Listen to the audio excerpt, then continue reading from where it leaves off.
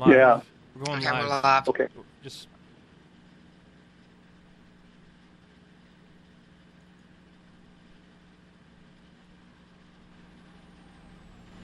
K98Talk is expanding its lineup for 2015.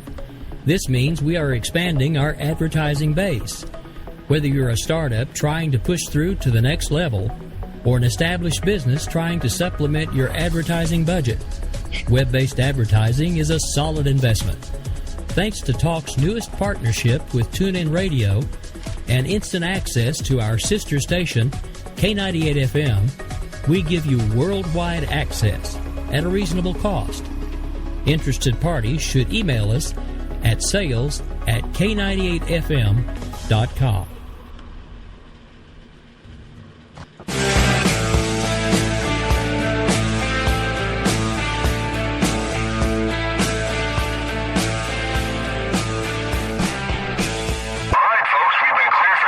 Attention Patriots, Red Nation Rising Radio is about to begin.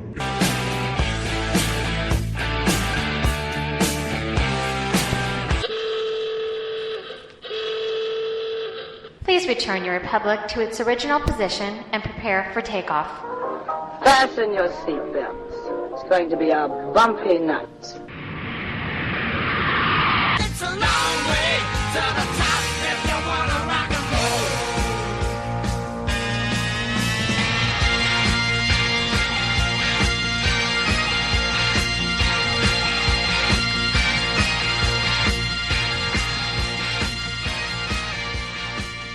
Welcome, everyone, to Red Nation Rising Radio, the radio program that is all about you, your questions, your tweets, your chat room. Angela's there in the chat room to help us catch your questions. I'm Lou. Say hello, Jared. good evening. Thanks for joining us tonight. Yeah, thanks for joining us. So we're your guides to the reddest hour on radio, so let's go. It's June already. Can you believe that, Jared? It's going fast. Yeah, years moving fast, so it's pretty hard to believe, and we are happy to start June here on K98Talk. We hope our regular listeners are all there, and we have some new listeners joining us. Tonight we have Dr. Randy Arrington. Any of your questions in the chat room for him? He's a UCLA political science professor and a proud Bruin, I found out, talking about his blog on Lenin's grand plan for America and the world. So how is that grand plan being carried out? And still to this day, and well, we've come a long way. We're going to find out about that. And just a little reminder, coming up after us is Game On with JD and Stacy. They're at 9 o'clock. So stick around for some comic relief from those guys because they're pretty hilarious. So in the meantime, let's get to what you've been talking about this week. Featured blog. We have this week in politics and pop cultures. Pretty good blog by Politically Incorrect, so check that out. We have some featured tweets tonight too. R&R Florida, Red Nation Rising Florida. They were kind enough to point out to us something that happened in Orlando that they did not want us to miss, which was the coordinator for CARE, which, as you know, is the Center for Arab Islamic. What is that acronym, Jerry? Do you remember the Center for American Islamic Relations? That's right. Yeah, was one of the was actually arrested, or one of the people arrested out of 101 in a child sex ring in Lake and Polk counties, which Lake County, I mean that's near Lakeland, near Orlando, Florida. Orlando, Florida. Yeah, they work in Disneyland and SeaWorld. That's kind of scary if you're a parent. You got to start watching your kids like a hawk, you know. Right, absolutely. I'm not a parent, but I cannot imagine how shocking that must have been for parents. And, you know, just to talk about this former CARE official, he was the coordinator for CARE in Orlando. He was the founder of the Salim Academy. Talk about access to children, and a Muslim youth coordinator. So this is really scary stuff. Not only that that he was in such a high position with care, but that he had such access to children. It's just really scary. I always say that if there's one thing that an opportunist will always do, and it's look for an opportunity, and boy, he found one. And our wonderful Twitter manager, Denise, found a pattern with a dentist, a Muslim dentist, molesting young female patients. Again, access to children. I don't even want to think about how that happened, but this is pretty scary stuff, and it's for respected members of their community. I would think that they would be pretty concerned about this. It's definitely, when you talk about reputation, which is something that I do as manage reputations, it's definitely not a good PR event for care. I'm pretty sure they're pretty worried about that. So thanks for pointing that out to us, Red Nation Rising Florida, and keeping us up to date on what's going on there. New Mexico gave us a couple of tweets this week. Big thanks for making sure we're up to date on what PolitiFact is doing with our conservative candidates. The trouble that they'll go to, the length that they'll go to in proving that someone is correct is pretty amazing. But Rick Perry says that 1 in 5 U.S. children live in a family on assistance. Wow. Yeah. 1 out of 6 Americans basically is on food stamps, fairly close to that number. So it's not that surprising that 1 out of 5 children. It's just, either way, it's a sign of what's happening. There's no recovery. There's more people flooding over the border. And absolutely. I mean, there is no recovery for sure when you have that number of people getting assistance and not able to make it. I know we talk about entitlements and we talk about getting assistance, but it's not the fact that they are getting assistance. It's the fact that they're not able to make it in this country on their own. Right. Right? Here in Arizona, we passed a law that now we have the shortest span that somebody can be on welfare will be a year. That starts in July. We have a $1 billion budget deficit, and they just passed a law to limit it to 1 year. So 1,600 families will drop off the welfare rolls in July.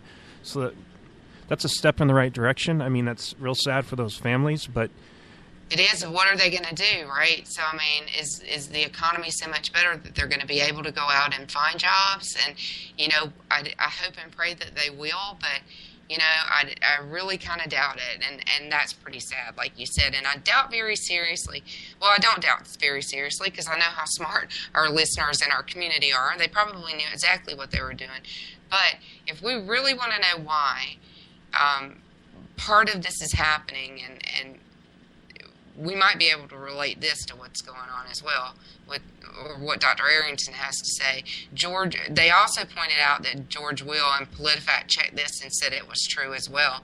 George Will says that we spent more money on lobbying, or we spend more money, and this is a 5-year outlook, on lobbying than on campaigns. All the money that goes into political campaigns.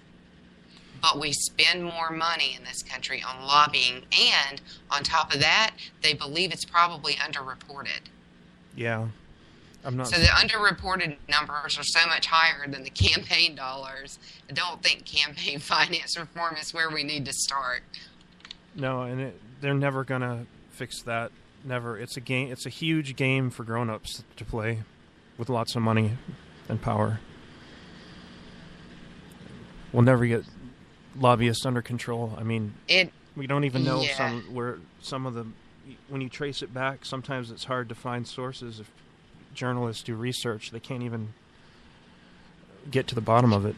Yeah, absolutely. The sources are hidden, and I've got some good stories about that we won't go into. I might bring it up when we're on with Dr. Arrington, which is what we're about to do. We're going to get a break, and we will be back in 2 minutes with Dr. Randy Arrington.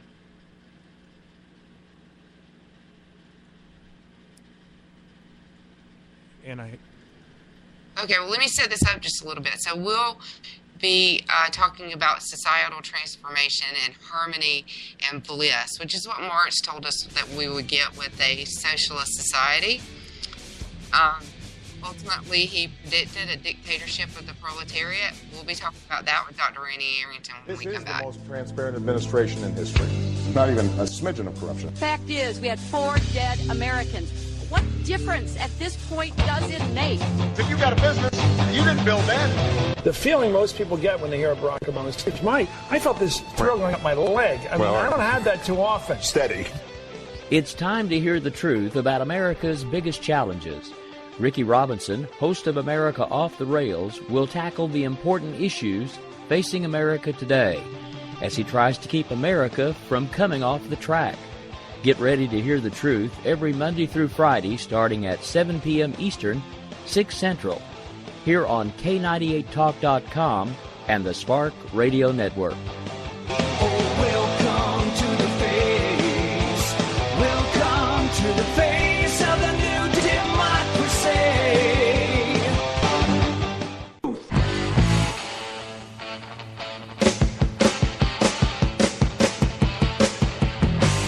Abolish the IRS. Take all 125,000 IRS agents and put them on our southern border. That's us. That's right.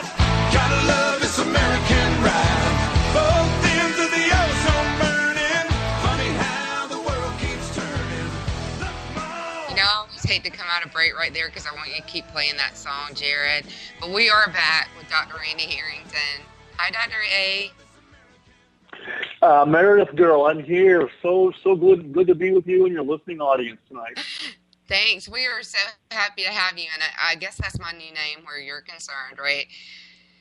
So, societal transformation, harmony, and bliss. I think that's my 4 favorite words in your blog that you gave us this week. You know, today you say the communist revolution has not occurred the way that Marx hypothesized that it would, it would just happen, you know. So of course, because people are just going to willingly give you all their stuff and let you give it back to them as you see fit. So you say that Marx's perspective was that the sycophants need to be patient, you know, for capitalists to wear itself out, capitalism to wear itself out. And the Bolsheviks, especially Lenin, really knew that this would never happen, right? And that they would have to force it. And Lenin was famous for really being that person to force the issue, that they would have to force communism on the people, correct? Well, Marx believed that the alienation and the oppression of the workers, he called them the proletariat, worldwide, at the hands of those dastardly capitalists, would eventually cause them to have a class consciousness and realize that they were being totally taken advantage of, and would compel them worldwide, a worldwide phenomenon, an event, simultaneously a synchronized event, to rise up and defeat these bourgeois, he called them, and then they would then transition eventually, after a couple of generations of human engineering, to a full-fledged communist society, which for Marx would be utopia on earth. He had a lot of confidence in the proletariat. Lenin did not have a lot of confidence in the proletariat, and his probably most important contribution to Marxist theory, which he outlined in What Is to Be Done in another piece called State and Revolution, was that we had to force this revolution. And the way we would force the revolution to the world was to have a professional revolutionary whose job, and it didn't matter whether it was a middle class or a proletariat, but the professional revolutionary was going to be trained just like any other police force, and they would be extremely secretive. When you compare the two men, Marx was a scholar, Marx was a thinker. Lenin was the 1920s version of Barack Obama. Lenin was a community organizer, and he believed in the primacy of politics and community organization over economics, where Marx was the reverse. So he's basically your community organizer back in early 1900s. Just the same thing that is happening right now in the United States with Mr. Obama in the White House, who is a consummate community organizer and politician. And that's exactly what he thought. We had to force it. And that is fascinating because of something else that you have in your blog. So you're saying Lenin was in his time, the equivalent of what Obama is in our time. You've also said that Marx had called for a dictatorship of the proletariat, the working class.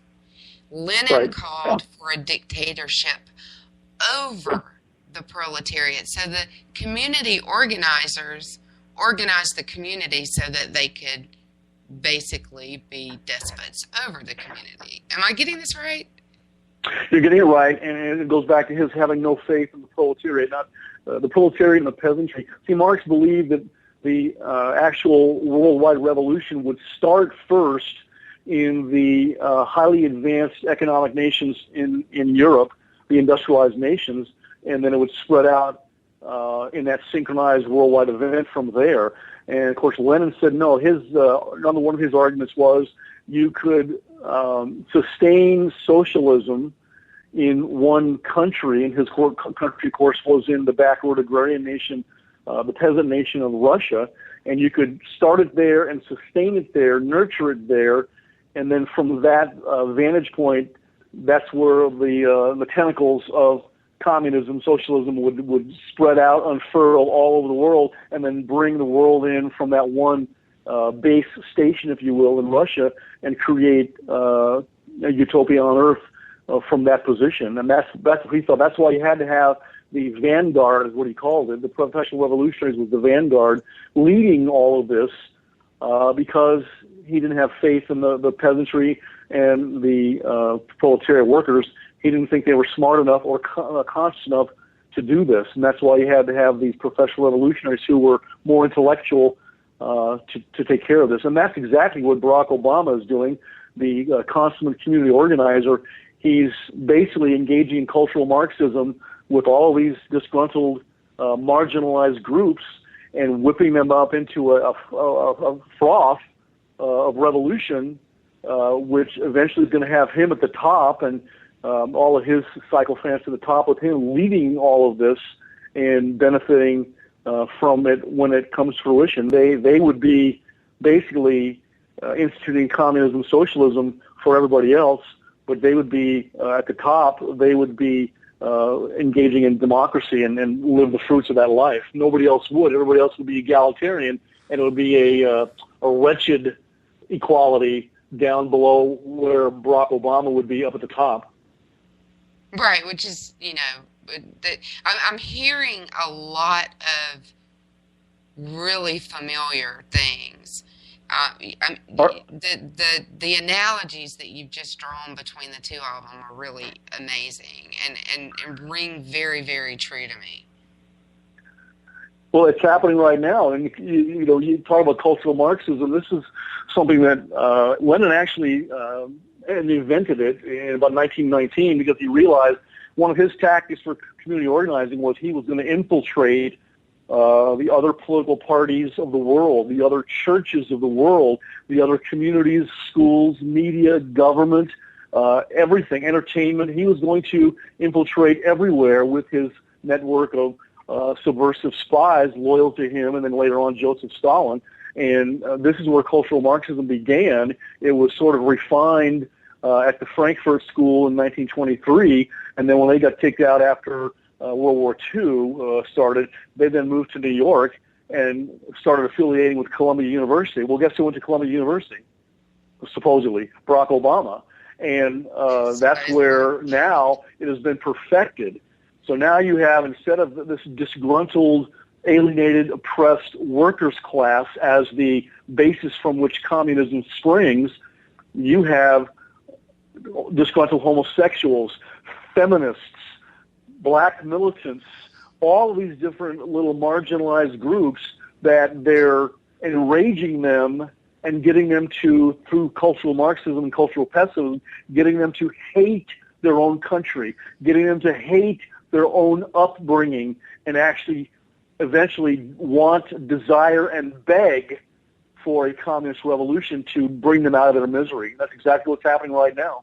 And this is what's fascinating to me. So many people attribute this strategy to Saul Alinsky, but Lenin came first. Lenin came first. Yes, Alinsky took Lenin's ideas and softened them and Americanized them. Am I getting that right? That's correct. He did soften them is a good idea, a good way to put it, because it's about marketing. And there was a fellow by the name of Norman Thomas. He ran for president 5 or 6 times in the United States. He was the president of the Socialist Party of the United States, and he basically said, "Look, the American people will never accept socialism or communism. The name is too pejorative. But if you change it, call it liberalism or call it progressivism, they'll accept every tenet of communism without even knowing it. And then one day they'll wake up and there'll be a socialist communist nation and not even realize how it happened." And they won't care until they realize that they no longer own anything or have anything of their own. Well, Marxism is against private property. You can't have private property in communism. Exactly. But they won't care. They won't even realize until they realize that everything that they had was gone, and then they wonder why. It was because you've supported these policies all along. So, you kind of gave up your stuff willingly. So Lenin, this didn't happen by accident. Lenin had a plan for America. He had a plan for America and for the world. And realized, unlike Marx, that it was not economics that was the primary mover of social change. It was involved, obviously, but it was politics and organizing politics to foment the revolution is what he saw as the vehicle through which capitalism would be destroyed, democracy would be destroyed, and then you would have socialism for about 20 to 40 years while you did human engineering, and Stalin believed in that too. And then you would eventually have a withering away, like he believed Marx said, because eventually you wouldn't have any alienation or oppression, and you wouldn't need government anymore. Well, that's exactly the opposite of what's happened in every socialist communist regime that has come to fruition in the world. You've had complete control, totalitarianism over every human behavior and thought. That's pretty much what Islam is. They're tantamount to the same thing. A brutal totalitarian ideology that says we want to control every human behavior, every human thought. Islam believes that, and they're just simply masquerading as a religion. And he started this pretty quickly after the Bolshevik Revolution, or did he start it even before the Bolshevik Revolution? He actually started thinking about this in 1904. He was in Paris and some of these other locations where he was in exile. Kerensky, who was the first president of Russia when they had a temporary capitalist society and then was overthrown in 1917, the October Revolution, was basically going to be under arrest. And he and Trotsky and Stalin, they all had to be kicked out of the country by the newly ordained bourgeois under the Kerensky government, and then he came back in and overthrew those guys in October, November of 1917. So he had thought about it for a long time, but it wasn't until like 1919 that he actually instituted it, got fairly stable in Russia, and then he started sending out his spies, his community organizers who were loyal to him all over the world. He started in some of the Latin American countries, some of the more backward countries, but eventually infiltrated into the United States, which is the most stable, strongest country of the West. And in his idea, which was, of course, refined by the Marxist school there in Frankfurt, and then eventually Alinsky and Antonio Gramsci and all the other people that refined it, was to destroy the West by constantly ridiculing everything that was Western. All the world's problems were to be blamed on the West in general and capitalism in specific. And one big piece that Gramsci put in there was we have to destroy Christianity because that's made the workers, that's softened the workers, and it's made their plight more acceptable. So he said we got to get rid of Christianity, and they've been trying to do that ever since. And they did in Russia. Yes, they had the Russian Orthodox Church, which was nothing but an arm of the government. Right, exactly, and Bibles were burned. I mean, if you were any other sort of Christian, or you weren't an authorized Christian, you weren't part of the Russian Authorized Church that you were allowed to be, then you were persecuted. Right. Marxists believe they're atheists. Their religion is Marxism, just like Islam doesn't believe in God. They believe in the moon god that Muhammad, the thug that he was, the thief that he was, the pedophile that he was, convinced them through terror tactics back in the 7th century that the moon god, Allah, was the one that he picked to be their god. And like I said, it's not a religion. It's basically totalitarianism, brutal totalitarianism. And I keep saying this. I've been saying this for 5 years. We are in World War III, but the majority of the Americans don't believe that. But we are. Yeah, no, and I totally agree with you, and I would never disagree with you on that. It's occurred to me, but I don't have the military expertise that you do to say that we are. But hearing you say it is a little bit scary. But it makes perfect sense when you look around the world and you look at it. And warfare changes over time. But so this is not the Cold War. What Lenin did led to the Cold War. What we're in is not a Cold War. It's a very hot war. We're in what they call asymmetric warfare. It's a completely different type of warfare. It's advanced guerrilla warfare. It's called asymmetric warfare. And these guys that with the Muslims and the radical Muslims don't want to call them that. I say it's just Islam. What they do and the way they wage their war is they just literally terrify everybody around them. And you've seen the tactics. They burn Jordanian pilots. They behead people. They shoot them. They kill innocent little children. I saw a video on the internet the other night. It's so disgusting. I can't even mention it to your audience. But they do that to bring all communists and totalitarian type of ideologies do this to bring the population under their wing of fear, so they have less people that are actually out there going to fight them. And that's what they do, and that's exactly what they've done in Islam, and that's what they did in communism. Stalin killed about 60 million of his own people. Mao in China killed about 40 million of his own people, and then that's what they do. You scare the rest.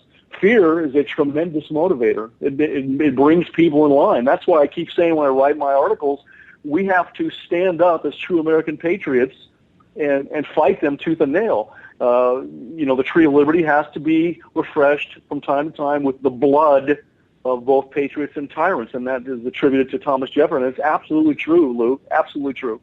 Yeah, it is, and I've said this before. To you, I believe our ancestors had to fight for their freedom. Everyone throughout history has had to fight to be free, and unfortunately, we're probably not going to be any different. So here's a great comment that I really agree with, and I know you're going to agree with, from Terry. Islam is a geopolitical system of conquest, with the religion being one facet of it. And actually, I would say is a facade. That religion is a facade of, and right. I think of East Germany, right? And so, yeah, absolutely, Terry, you're absolutely right about that. Well, it's a religion of warfare. Right. And I'm of the humble opinion it came from Satan himself. And, you have different theories on how it evolved. And, of course, there's like 1.5 billion Muslims now. And I'm sure there's many, many good people of Islam faith out there that don't really understand what's going on. But then there's so many, like the same analogy could be in the Weimar Republic and then when Hitler took over in Germany. You had several good Germans who really didn't know what was going on, but they were complicit in what was happening because they did not stop Hitler. And that's why when they finished the war, Eisenhower made a lot of these German citizens go to those prisoner of war camps and see those Jewish bodies lined up and being put into those furnaces, and the look on their faces and the body language was incredulous. They couldn't believe that was happening. So I think there's probably some Muslims that don't really understand what's happening. But, if you look at what they just did, they did a poll on Al Jazeera, and like 82% of the Muslims that were behind ISIS. They said, sure, we're behind that. So you've got some complicity there. Yeah, and it gets and then you get into the brainwashing thing too, which is a whole different thing. So we're going on over 100 years now that they've been waiting for capitalism to fall, waiting for the Marxist society to just naturally take hold. When we come back from break, we're going to go to break now, but when we come back from break, we're going to talk about why they're probably really impatient, because they've been waiting for over 100 years for this thing to just naturally happen, and why we might be seeing so much militance and so much anger and so much really revolution over the last 50 years, because I believe they're very impatient. We're going to talk about how communism became progressivism. So we're going to cut to break, and we'll be back with Dr. Randy Arrington in 2 minutes.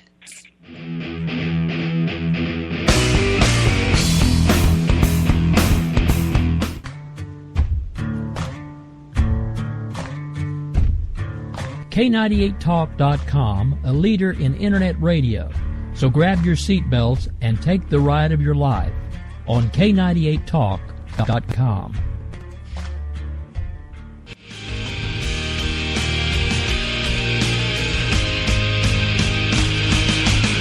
I like America because it has good people. A spirit that you can't keep down, a fire inside that'll never burn out.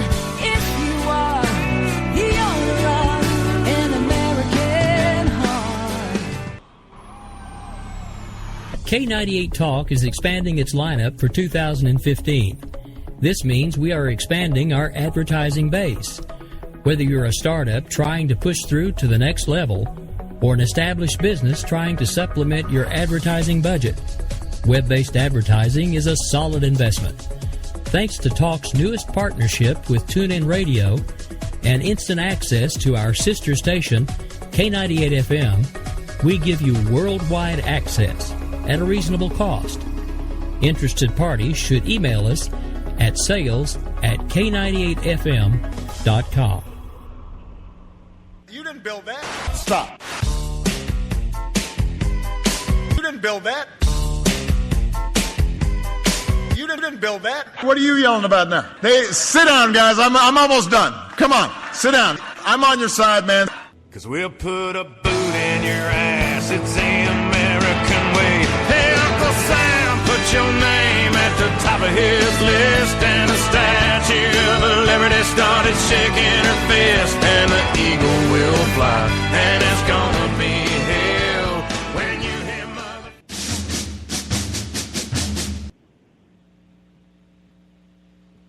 All right, we're back. Dr. Arrington, you still with us, I'm here. right?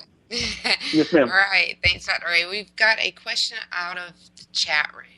And this is a little bit off topic, but it came out of the chat room, so we're gonna ask it anyway from a counterintelligence perspective. What's the impact of the compromise of 4 million government workers' records that was in the news today? Say that question again. I didn't quite hear it. There were 4 million U.S. government employee records were hacked today. If you saw that news, did you see that? I think I had a. What name did I see? I think I have a bad connection, Lou.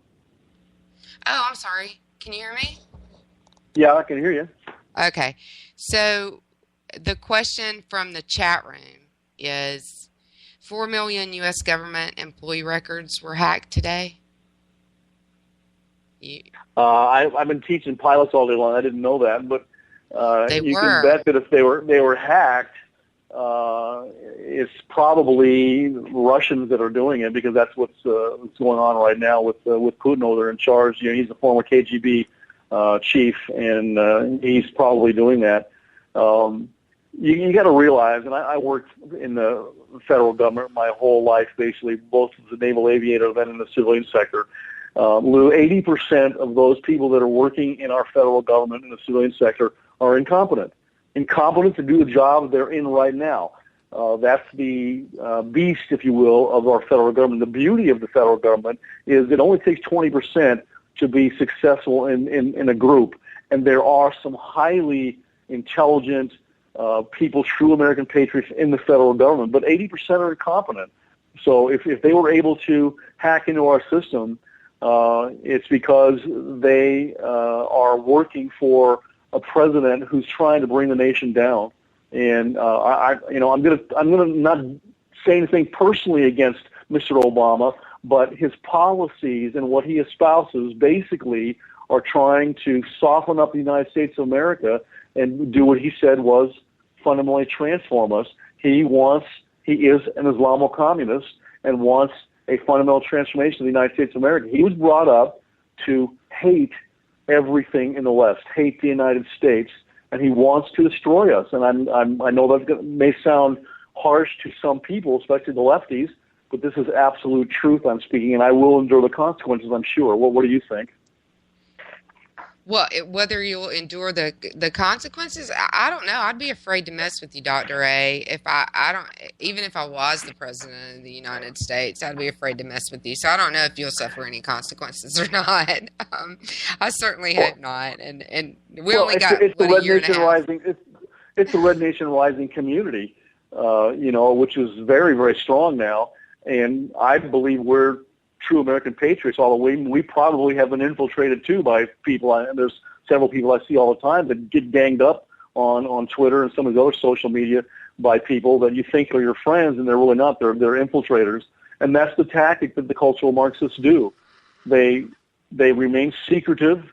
They don't have the guts to tell you what their actual goals are, but they know what their goals are, and so we've probably had some people infiltrate Red Nation Rising. But so we have to endure the consequences when we, as a group, speak the truth as true American patriots and conservatives. That's what I was trying to get at. And we're stronger together, absolutely. And I think that when we band together in such numbers, I doubt very seriously they knew that this was going to happen on social media, that conservatives were actually going to band together, because they don't think we're smart enough to figure out social media, obviously. But we have, and we're definitely stronger in numbers. So I'm with you there. And I think that's why the DOJ just gave like almost $600,000, I think, to the University of Michigan to kick off a study of right-wing groups and how they blog and talk to each other on the internet. And I think it's basically looking at us. And I think every alum that from the University of Michigan that has any of the tiniest bit of conservatism in them, or just doesn't want to be spied on, should go after their school. There's no way I would ever put up with. I'd never sit by silent if that was my alma mater. But we're talking, and that is the right, just exactly what I wanted to ask you about, the euphemism of progressive. Right. Where it came from, how did it emerge as an acceptable term for communists? Well, it's similar to liberalism. And classic liberalism was no government, less government intrusion, and lots of liberty. That's not the case today. Liberalism is basically communism, and it's the same thing with progressivism. Progressivism started around the turn of the century. We had Teddy Roosevelt ran on the Progressive Party for president. He lost, but he ran for that. So Teddy Roosevelt was a progressive. Woodrow Wilson was a progressive, who was president of the United States and also president of Princeton University. And it's another case of marketing. The cultural Marxists realize they can't just come out in our face and say communism, Marxism, communism, Marxism. So they changed the monikers. It's like buying a new and improved box of Wheaties, and you open up the box and you look at it, and it's the same old stuff. There's nothing that's changed. The same old Wheaties. It's the same stuff. So that's what progressivism is. Progressives were supposed to be, they're anti-capitalist. That's what the turn of the century was all about. And they were a big labor party, basically. And so now it's evolved so that progressivism is just a euphemism for communism, and it's about progress. How can anybody be against progress? Well, it depends on the perspective from which you are saying the term progress. If we want to progress from having a limited government to complete control over our behavior by a totalitarian government, that's what they view as progress. They believe, Democrats basically, about 75% of the people in the Democratic Party are progressive communists. Nancy Pelosi is a perfect example. Harry Reid, perfect example. Mr. Obama, they're progressive communists. They're not really ashamed of it. They're out there enough with it that if you're paying attention, you know what's going on. If you care, you know what they are. But they think that we're too stupid to know what's going on. There is a progressive caucus, and we've called them out on our blog from 2 years ago, and named them. And Bernie Sanders and Maloney and Elizabeth Warren, they've all been in this caucus, and they say they're progressive, and they know that they're socialists. And the Socialist Party of America actually claimed that caucus as their own. What are right? People it's called not the Congressional Progressive Caucus, CPC, Congressional Progressive Caucus. Yes. What are people not getting? It's probably the reason Alan West was only one term representative out of Florida. He basically called them out and said they're communists. And then they like Saul Alinsky said, freeze that guy and make him a pariah. And that's what they did, and they got him out of office. Because that's their tactic, is attack. Right? Exactly. Yeah, hide their truth and change your truth. Distraction. It's about marketing. If we distract you, if we make you believe that you are a victim, victimology is a tremendous aspect of cultural Marxism. If we can make you believe that you're a victim and identify the culprit that is causing your plight in life, and then promise you that if you entrust me with power, I will exact this wonderful revenge on your behalf against this person or group that's causing, it's usually white males, that's causing your plight in life, then they go for that. They buy that hook, line, and sinker, and you distract them. A lot of them are conveniently ignorant. It's never a good time to be ignorant, Lou. No, there is never a good time to be ignorant. So, as we're starting to talk about the lies and deception, and you talked about cultural Marxism and how they've actually changed our culture and our lexicon. Talk about that a little bit. Cultural Marxism came from Lenin, and then it was refined, of course, at Columbia, out of the Frankfurt School. And what they do in cultural Marxism is they basically throw destructive darts of criticism at all institutions of the Western civilization, Western traditional values and morals. They try to undermine everything in the West. And in specific, not only the morals and values of Western civilization and Christianity, but Western economics as well. And the first thing they do is they convince all the basic weak-minded people in society that they're innocent victims and that they'll take care of them once they come to power, and that they're basically just innocent, downtrodden people that deserve a champion. Does that term ring a bell? Your little friend there, Mrs. Clinton, who's running for president, told us in her inaugural address about running for president, I want to be your champion. You know what, Lou? Red Nation Rising people, we don't need a champion. We can be our own champion. Our families can be our own champion. We don't need somebody to take care of us. What the government should do is give us an umbrella of liberty underneath which we can pursue our own goals, not hurting anybody else, not injuring anybody else, but taking care of ourselves and going out and earning our own living, earning our own rewards from life, and then nobody can take it away from us. She wants to be our champion. Mrs. Clinton will never be my champion, Lou. Right, and I told you about where I grew up and what happened there, and we actually watched them descend upon our small town and convince droves of African Americans that they were their champion, and then put them on welfare. And right, exactly.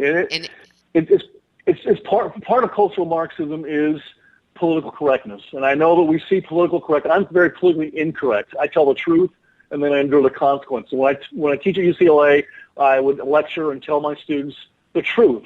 And I never had anybody walk out of a lecture when I was there, even though I might be saying something that they completely disagreed with, because it's turned pretty liberal there at UCLA. They never walked out because they knew I wasn't going to lie to them. And if you can just get somebody that's on the left just to listen to you, then you've done a good job. You may not be able to convince them because some of them are so brainwashed through these cultural Marxist tactics and political correctness that you can't reach them. But some of them, if they'll listen to you, I think it's Dana West. She used to be a liberal, and suddenly she woke up and said, "No, wait a minute, this is not working." There's a black congressman in Louisiana who basically came out and said, I can't think of his name. He said, "Look, we've been in this war on poverty now since LBJ in 1964. Nothing's changed. We're worse off now than ever before.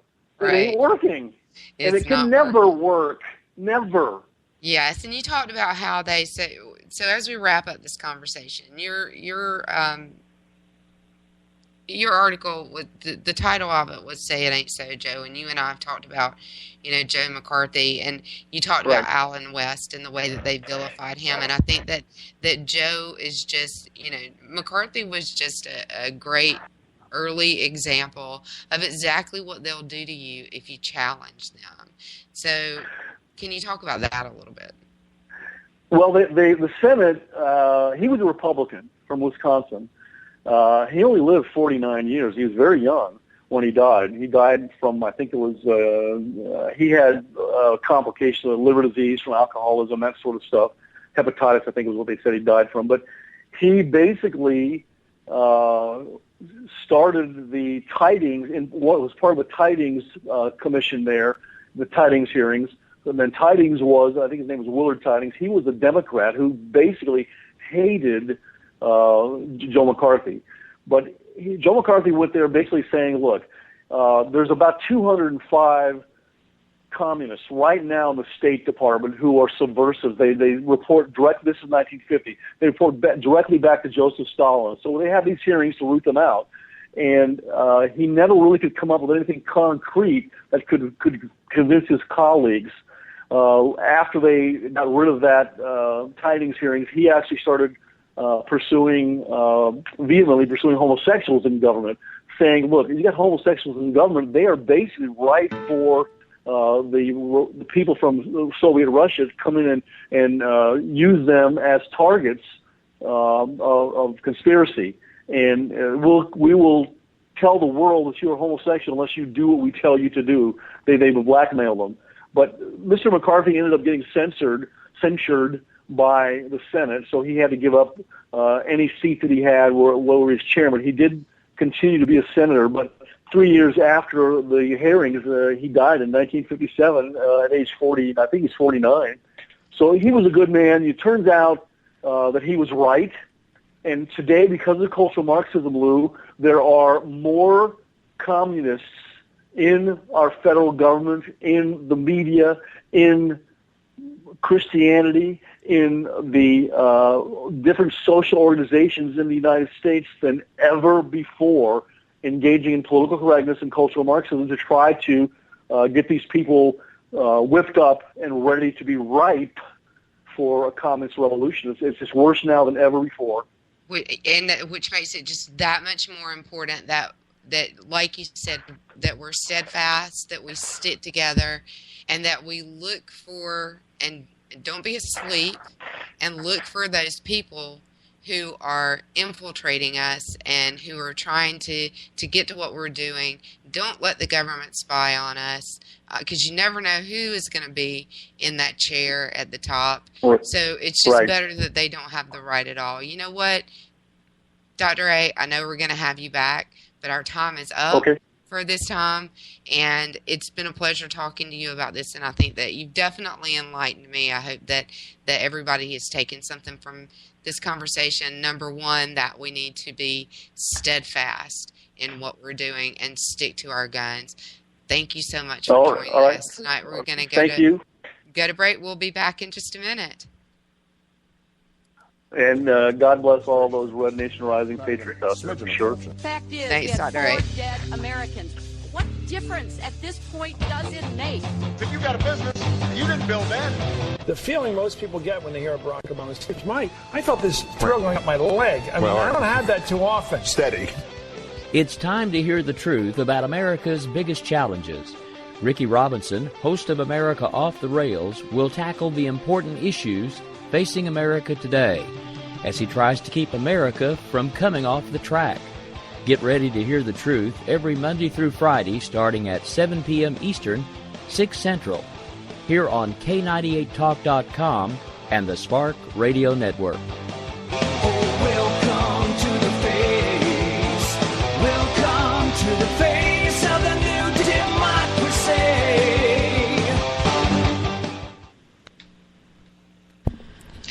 Welcome back. We've got just a few things to cover before we sign off tonight. Couple of media highlights I think were really hilarious. And some people were infuriated by them, but I just couldn't help but laugh. I thought they were too funny. It turns out that Mr. Obama is the closest thing to a Jew that we've ever had in the White House. Really? What do you think, Jared? Well, I just choked down some vomit, but other than that, I think, yeah, that says it all. Yeah. I can't even go there. I mean, I know that, there are some Muslims that believe that they came from the same place. Is that what he's talking about? Is he admitting to being Muslim? Is that what he's doing there? Yeah, I think in his roundabout way, he doesn't want to come right out and say it, but he knows we all know. Yeah, maybe so. Maybe that's it. And just as hilarious, I think, was when he said he has made America a respected nation again.